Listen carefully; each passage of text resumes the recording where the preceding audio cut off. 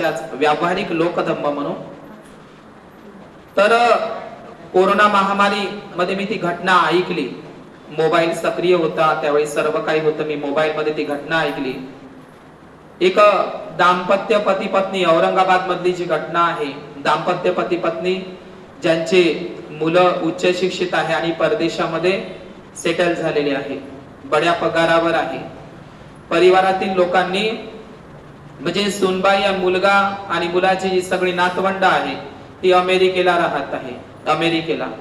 अमेरिकेला राहत असताना म्हातारे आई वडील मात्र औरंगाबादला आहे. म्हातारे आई वडील असताना आपल्याला सर्वांना माहित आहे कोरोनामध्ये प्रत्येक जण आपल्या जीवाला जपत होतं. प्रत्येकाला मृत्यूचं भय असतं. बुद्धाने सांगितलं आहे सल्लसुत्तामध्ये, प्रत्येकाला आपल्या मृत्यूचं भय असतं.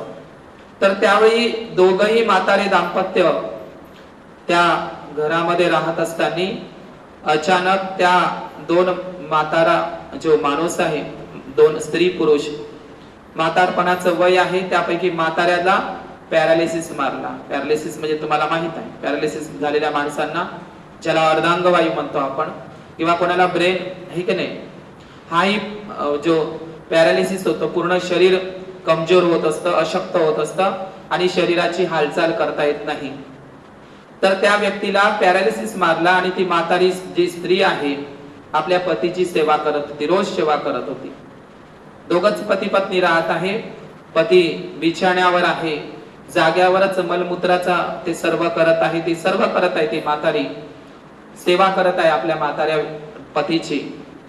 पण एकदा काय झालं, अचानक ज्या म्हाताऱ्याची जी पत्नी सेवा करत आहे ती म्हातारीच आजारी पडली. इतकी आजारी पडली, भयंकर आजारी पडली की शेजारी पाजारी लोक सुद्धा, आपल्याला माहित आहे कोरोना मधलीच घटना आहे, सच्ची घटना आहे. आणि ती म्हातारा आजारी आहे, तो पॅरालिसिस आहे, तो एका जाग्यावर आहे, बिछाण्यावर खेळलेला आहे. आणि म्हातारी इतकी आजारी पडली का तिला हॉस्पिटल मध्ये न्यायला, दवाखान्यामध्ये न्यायला, ती म्हातारी जशी त्या बिछाण्यावर आजारी पडली, तिचा आजार इतका गंभीर झाला, कोणीही आजारपणामध्ये न्यायला तयार नाही. आणि ती म्हातारी त्या म्हातारीची सेवा करू शकत नव्हती, कारण तिलाच स्वतःच ते आजारी पडल्यामुळे इतका गंभीर आजार झाला. आणि ती म्हातारी त्या आजारपणामध्ये इतका गंभीर आजार झाला, त्या बंद घरामध्ये, त्या अलिशान घर होतं, बंद घर होतं, त्या बंद घरामध्ये ती म्हातारी आजारपणामुळे ती दगावली, मरण पावली.